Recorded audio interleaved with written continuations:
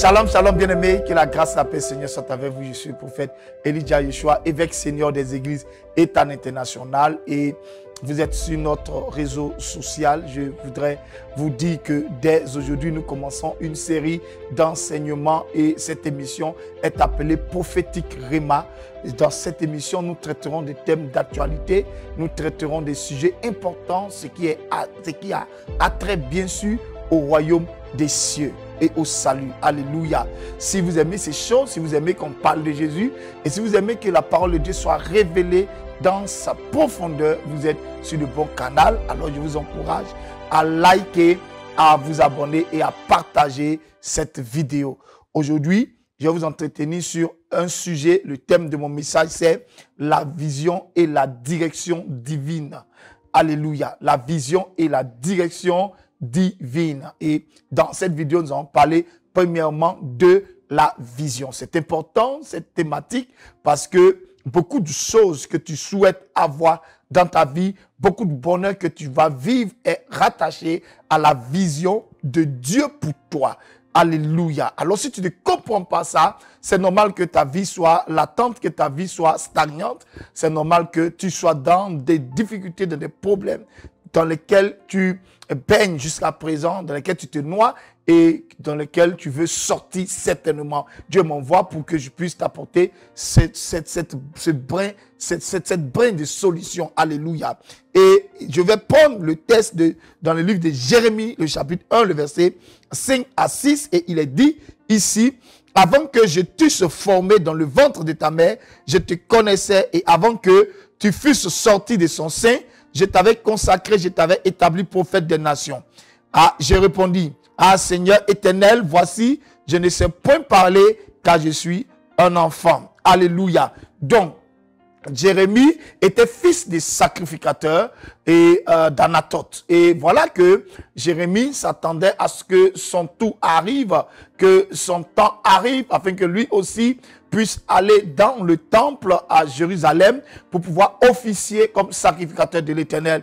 Et voilà que Dieu lui se révèle à lui et lui dit ceci: Jérémie, non, non, ton histoire ne sera pas comme pour ton père.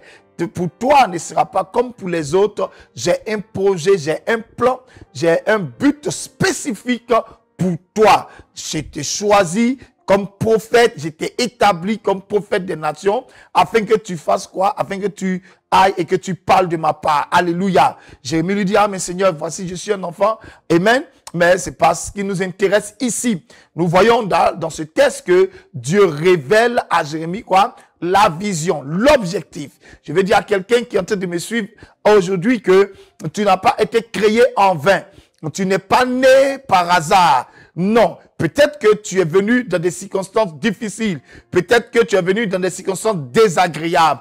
Mais laisse-moi te dire que dès l'instant où tu es né, où tu existes, où tu es dans ce monde, Dieu a un projet. Dieu a quelque chose pour toi. Dieu a une mission pour toi. Alléluia. Et c'est ce qu'il révèle ici à Jérémie. Toi, tu ne seras pas sacrificateur comme ton père l'a été, comme tes parents l'ont été d'ordinaire. Toi, tu seras quoi? Mon prophète, mon porte-parole, mon messager. Donc, voici la vision. C'est que Jérémie parle aux nations là où Dieu l'envoie. Amen.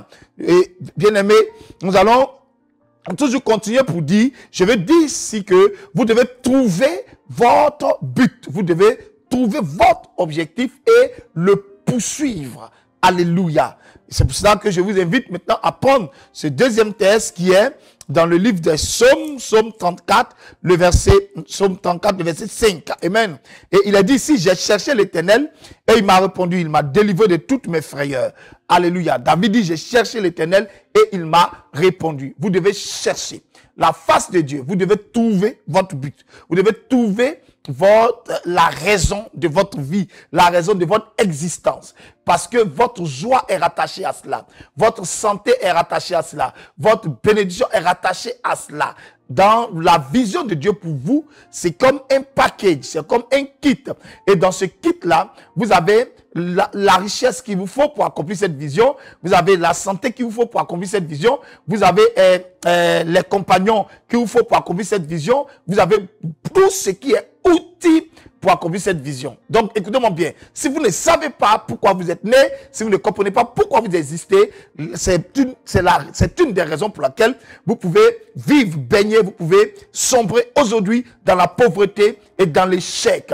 Alléluia. Frères et sœurs, c'est très, très, très important. Nous voyons dans le livre de Jérémie 29, le verset 11, il a dit quoi? Je connais les projets que j'ai formulés pour toi, projets de paix et de bonheur, et un avenir, afin de te donner un avenir et de l'espérance. Vous voyez, ce que Dieu dit ici à Jérémie, ce que Dieu dit ici à son peuple. Donc, Dieu connaît, il sait pourquoi tu es né, pourquoi tu as été créé. Rabato Jean. Alléluia. Et pendant qu'il le dit à Jérémie, qu'il a un but pour lui, en Jérémie 1, il le dit ici il sait pourquoi il a créé, et il dit encore par David que pour trouver, pour comprendre le but de ton existence, il faut faire quoi? Il faut chercher l'Éternel. Il dit, j'ai cherché l'Éternel et il m'a répondu, il m'a délivré de toutes mes frayeurs. Lorsque Dieu te répond, lorsque Dieu te dit ce à quoi il t'appelle, la délivrance vient par là. Alléluia. La guérison vient par là, frère. Vous comprenez cela? Parce que tant que Dieu n'a pas fini de faire ce qu'il a fait avec toi, tu es immortel. Alléluia. Tant que Dieu n'a pas accompli pleinement ce pourquoi tu es né, lorsque tu t'y mets vraiment, écoute-moi bien, tu possèdes dans ce laps de temps, dans cette période bien définie par Dieu, l'immortalité. Les gens vont se lever contre toi, les gens vont t'attaquer, les gens vont vouloir te faire du mal, Dieu te protégera toujours parce que pour Dieu, tu es utile.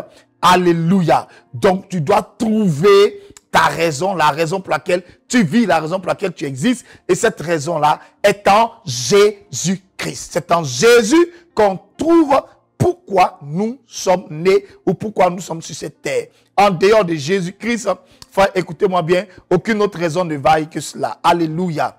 Bien-aimés frères et sœurs, en Jésus, tu trouveras ton chemin. Jésus dit que je suis le chemin. Alléluia. Donc, il est quoi? Le chemin. Praise the Lord. Et je veux encore continuer sur cette lancée pour vous donner encore une autre révélation. Alléluia. Parce que si vous trouvez, alléluia, le chemin, si vous trouvez votre destin, vous trouvez votre vision, vous aurez alors trouvé votre chemin. Et ça, c'est vrai. Amen. Nous avons cela dans le livre de Genèse, chapitre 37, le verset 12 à 17. Et la Bible dit dans ce texte que Jacob envoya son fils Joseph pour aller s'enquérir des nouvelles de ses frères qui étaient dans la campagne en train de paître le troupeau de leur père. Et quand Joseph est allé pour prendre les nouvelles de ses frères, la Bible dit qu'il ne les a pas trouvés là où il est allé et il était en train de tourner sur lui-même. Il était en train de errer lorsqu'il rencontra un homme. Et cet homme lui a dit, j'ai entendu tes frères dire, allons à Dothan. Alors va à Dothan. Et quand Joseph est allé à Dothan, effectivement, Joseph a trouvé ses frères. Je veux dire à toute personne qui est en train de errer, à toute personne qui est perdue dans la vie, qui ne comprend pas, qui ne sait pas son but, qui ne sait plus où il en est dans la vie, de se référer à l'homme que Joseph a rencontré. Et l'homme que Joseph a rencontré, c'est le Seigneur Jésus-Christ de Nazareth. Celui-là qui montre le chemin. Celui-là qui est venu dire à Pierre, alors que Pierre se croyait pécheur, il est venu dire à Pierre, aujourd'hui je fais de toi pécheur d'âme, pécheur d'humain. Alléluia. Bien-aimé, Pierre n'aurait jamais pensé que Dieu avait un but caché pour lui. Et Pierre faisait quoi? Il pêchait le poisson. Mais dans cette vie, il était frustré. Dans cette vie, il était mal en point. Il était pauvre. Il était dans l'échec. Il était dans le rabaissement. Il n'était pas valorisé parce qu'il n'était pas dans le projet de Dieu. Est-ce que vous comprenez ce que je vous dis? Pierre croyait que comme son père est pécheur, le père de son père était pécheur. Alors dans cette famille, de génération en génération, on pratique la pêche. Or, Dieu avait un autre but pour lui. Oui, la pêche, oui. Mais la pêche de quoi? pas la pêche des poissons, la pêche d'âmes. Alléluia.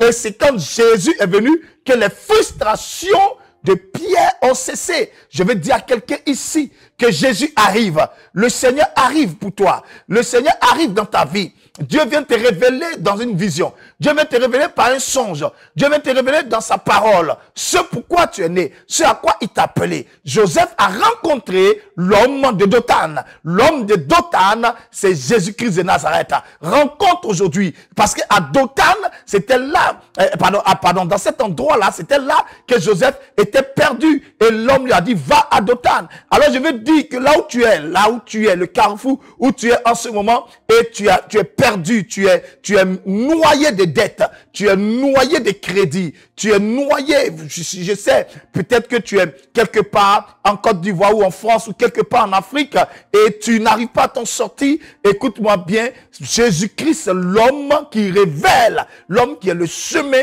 arrive vers toi si tu crois, dis Amen, parce qu'il va te dire ce pourquoi il t'a appelé. Alléluia. Gloire à Jésus-Christ de Nazareth. Mais Joseph a retrouvé son chemin. Praise the Lord. Oh, Rabatoja. Je vois quelqu'un en train de retrouver son chemin. Je vois quelqu'un en train de faire ce pourquoi Dieu l'a appelé. Alléluia. Gloire à Jésus-Christ de Nazareth. L'homme que Joseph a rencontré, c'est Jésus-Christ de Nazareth. Alléluia. Écoutez-moi bien. Lorsque vous avez une vision, vous devez vous assurer que la vision est vraiment le projet de Dieu pour votre vie. Vous devez vous assurer que la vision que vous poursuivez, le but que vous poursuivez dans la vie est le véritable. Sinon, ça sera pour vous une perte de temps. Et nous voyons cela dans le Proverbe 19, le verset 21. Et là, la Bible dit, il y a dans le cœur de l'homme beaucoup de projets, mais seul le dessein de l'Éternel qui s'accomplit.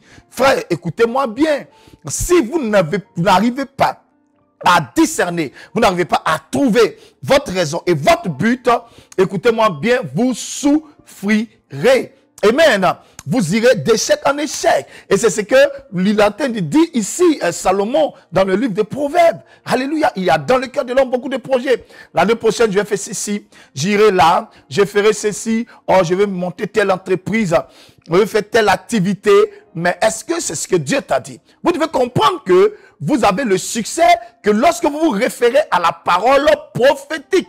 C'est pour ça qu'il dit en 1 Chronique 20, verset 20, confiez-vous en l'Éternel et vous serez affermis, confiez-vous en ses prophètes et vous réussirez. Alléluia. Donc, lorsque vous confiez à la parole prophétique, à la révélation, la parole prophétique peut venir par un songe. Écoutez-moi bien. La parole prophétique peut venir dans un temps de méditation. Tu peux avoir une parole prophétique, une orientation claire. Alléluia. Mais lorsque vous poursuivez cela, écoutez-moi bien, vous réussirez. Vous réussirez à 100%. Écoute-moi bien, si tu te poses la question, pourquoi est-ce que j'échoue? Est-ce que moi je te pose la question, est-ce que c'est pas parce que tu es plutôt en train d'accomplir toi ton plan, plutôt en train d'accomplir toi tes objectifs que ceux du Seigneur? Il y a dans le cœur de l'homme beaucoup de projets, mais seule la volonté de l'Éternel s'accomplit. Ça veut dire que lorsque tu fais la volonté du Seigneur, c'est à ce moment que tu es récompensé, c'est à ce moment que tu as du succès. Je vais prendre un exemple rapide. Si vous êtes en train de construire votre maison et que vous prenez quelqu'un pour venir faire le travail de plomberie et que cette personne vient faire le travail de carreleur, vous ne le payerez pas parce que vous estimerez que ce monsieur n'a pas été mandaté à faire cela. Donc, c'était pas son rôle. Donc, un tel monsieur, même, on peut même le disqualifier. Une telle personne peut être disqualifiée. Écoutez-moi bien. Ça peut être ton cas.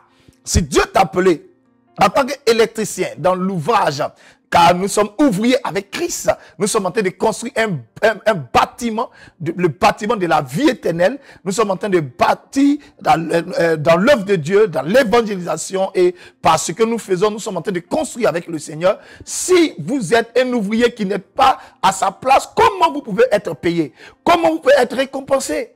Vous devez comprendre que le mariage que vous cherchez, la bénédiction que vous cherchez, l'argent que vous cherchez, la richesse, la prospérité que vous cherchez, tout cela est rattaché à ce que vous faites sur le chantier de Dieu. Et la terre est le chantier de Dieu. Jésus n'a-t-il pas dit que la terre est la moisson et que la moisson est mûre? Vous êtes dans ce champ et vous travaillez. Si vous êtes appelé à moissonner et que vous désherbez, on ne vous paiera pas parce que vous êtes en train de désherber. Non, parce que c'est pas ce qu'on vous a dit de faire. Vous devez trouver votre vision et vous devez vous assurer que ce que vous poursuivez, le but que vous poursuivez aujourd'hui, ce que vous faites aujourd'hui est vraiment ce à quoi Dieu vous a appelé. Si dès que vous le faites, vous n'avez pas en vous la conviction et l'Esprit de Dieu ne vous témoigne pas que c'est vraiment ce que vous faites parce que vous n'êtes pas en paix, vous n'êtes pas content. Frère, écoutez-moi bien, ça veut dire que vous suivez votre propre voie. Ça veut dire peut-être que vous suivez votre propre objectif et Dieu n'est pas avec vous. Les conséquences quand Dieu n'est pas avec quelqu'un, c'est l'échec, c'est les lamentations, c'est les moqueries. Les conséquences quand Dieu n'est pas avec quelqu'un, c'est la maladie. Les conséquences quand Dieu n'est pas avec quelqu'un, c'est qu'on abandonne le projet tout simplement. Mais l'homme de Sichem, l'homme qui a rencontré Joseph, te rencontre aujourd'hui pour que ta vie ne soit plus confusion. Tu réussiras au nom de Jésus-Christ de Nazareth. Alléluia. Alléluia. Et écoutez-moi bien. Lorsque vous découvrez ce but rapidement, vous devez tout faire. Alléluia. Vous devez tout faire. Vous ne devez jamais vous éloigner de ce but. Faites tout pour être dans le rêve de Dieu, dans la vision de Dieu, dans l'objectif de Dieu. Maintenez-vous dans cela. Maintenez-vous dans cela. Vaille que vaille, quoi qu'il arrive, persécution, raillerie, incompréhension, déception, les coups de la vie, vous pouvez les prendre, c'est vrai, mais faites tout pour vous maintenir dans la vision. Alléluia.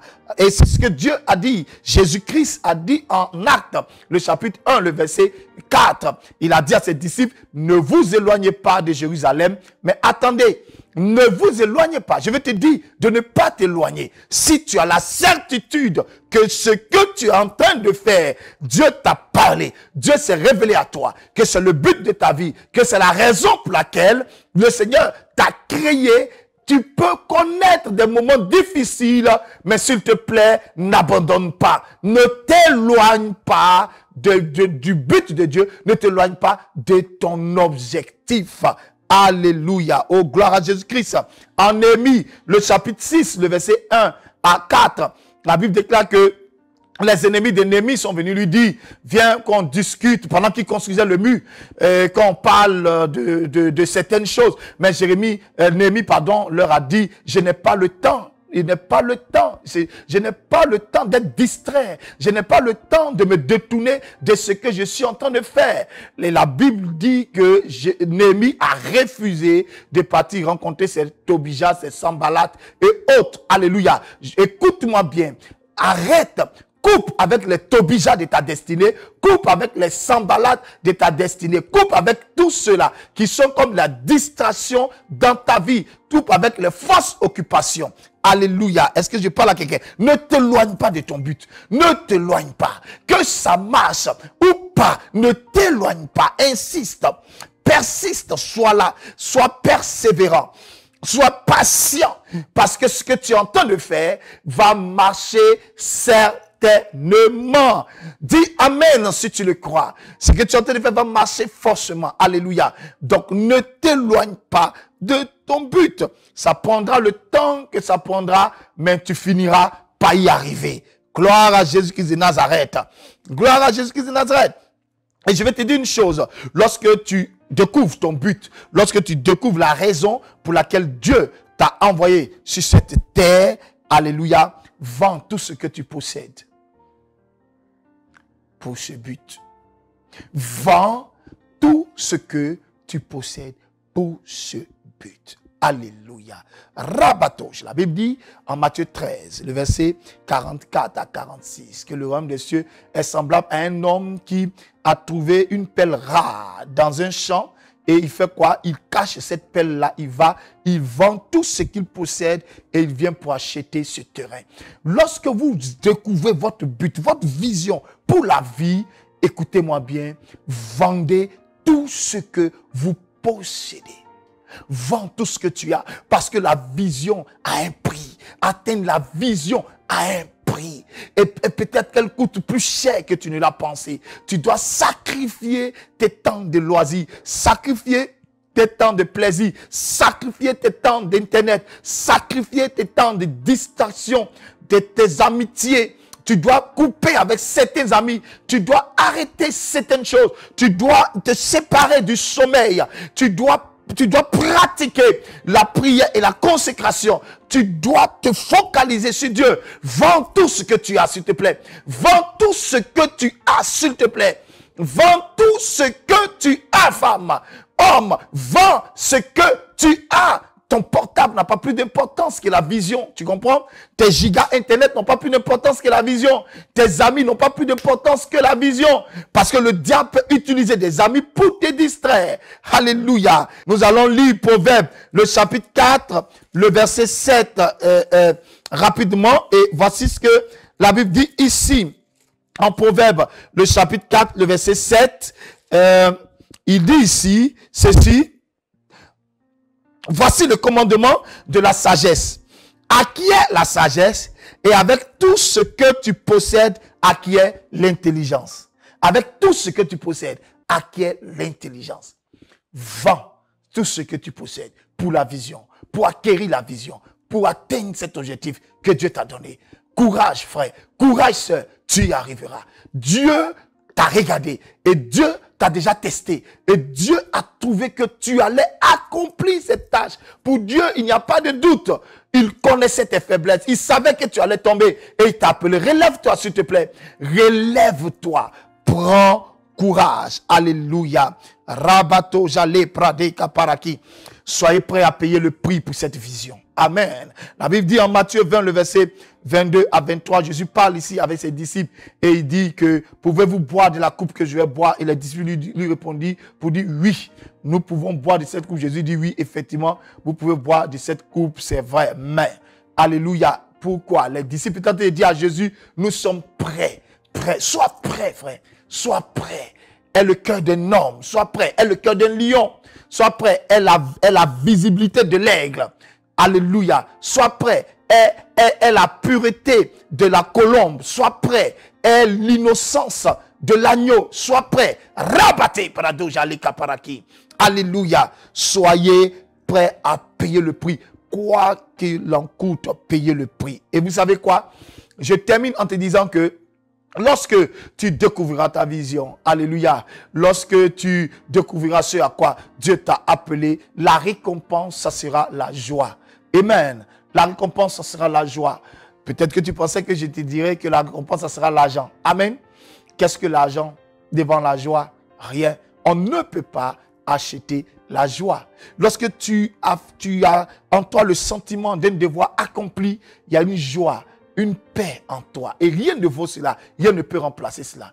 Et laisse-moi te dire que si cette joie, tu l'as dans ton cœur, parce que tu sais dans ton cœur que tu as fait ce à quoi Dieu t'a appelé et que tu as atteint ce but, cet objectif, frère, écoute-moi bien, l'or et l'argent te poursuivront. Car la Bible dit en Matthieu 6, 33, cherchez premièrement le royaume de Dieu et sa justice et toutes ces choses vous seront données par-dessus. Si vous avez trouvé la vision, si vous avez trouvé votre but et que vous le poursuivez, que vous ne vous détournez point de cela et que vous vendez tout pour l'atteindre, que vous ne vous laissez point distraire et que vous atteignez cet objectif, la joie sera votre récompense. La joie du Seigneur est notre force. Shalom.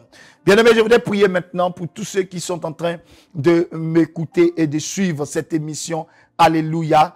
Père, mon Père, au nom de Jésus-Christ de Nazareth, tu m'as dit de parler sur ce thème, la vision et la direction. Et dans ce sous-thème, j'ai parlé de la vision. Seigneur, je prie au nom de Jésus-Christ que tu viennes secourir un homme qui est fatigué, une femme qui est fatiguée, quelqu'un qui est perdu, quelqu'un qui ne sait plus où il en est. Viens à son secours. Reçois l'Esprit. Reçois l'onction du Saint-Esprit. Reçois le secours du Seigneur. Reçois la guérison. Reçois le miracle. Reçois la délivrance. À compter de cet instant, considère-toi comme quelqu'un qui a reçu, qui a été impacté, qui a reçu la bénédiction du Seigneur, et laisse un commentaire pour nous encourager. Si que la grâce et la paix du Seigneur soient avec toi. Si tu veux prier avec nous, nous te donnons rendez-vous par tous les contacts que tu as dans la description de cette vidéo. Que la grâce et la paix soient avec toi. C'est le prophète Elijah Yeshua. À bientôt.